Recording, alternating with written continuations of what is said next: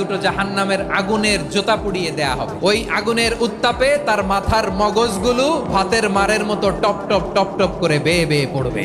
জাহান্নামের অবস্থা এত ভয়ঙ্কর হবে, জাহান্নামের ভেতরে লক্ষ লক্ষ কোটি কোটি কাফির মুশরিককে দেওয়ার পরেও জাহান্নাম বলবে আরো আছে নাকি, আরো দাও, আমার ক্ষুধা নিবারণ হয় নাই। জাহান্নাম এত উত্তপ্ত হবে, জ্বলন্ত হবে, ভয়ঙ্কর হবে, জাহান্নামের এক অংশ আরেক অংশকে খেয়ে ফেলবে। আল্লাহু আকবার। ফেরেশতারাও টালমাটাল হয়ে যাবে। জাহান্নামের রক্ষী ফেরেশতারা কি করবে তারা নিজেরাও বুঝতে পারবে না। কোটি কোটি মুশরিক কাফেরদেরকে জাহান্নামে নিক্ষেপ করার পরেও জাহান্নাম ঠান্ডা হবে না, শান্ত হবে না, বলবে হাল মিন মাজিদ, আরো আছে নাকি, আরো দাও। তখন আল্লাহ তাআলার কুদরতি পা জাহান্নামের ভেতরে ঢুকিয়ে দিবেন।